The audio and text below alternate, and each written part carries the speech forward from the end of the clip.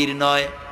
মসজিদের ভিতরে চলে যান, উজু করে মসজিদে ঢুকে 2 রাকাত কাজায়ে হাজাতের নামাজ পড়েন। রাসূলুল্লাহর উপরে যখনই বিপদ হতো তিনি নামাজে দাঁড়ায় যেতে। সুবহানাল্লাহ বলো।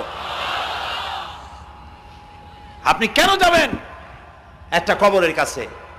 আপনার সাহায্য কামনার জন্য কোনো পীর নয়, আপনার সাহায্যের জন্য কোনো কবর নয়।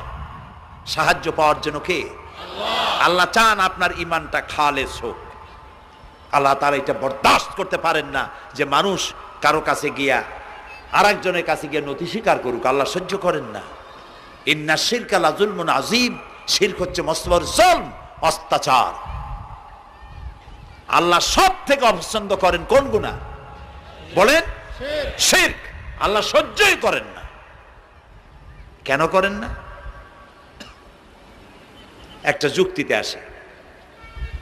যারা বিবাহ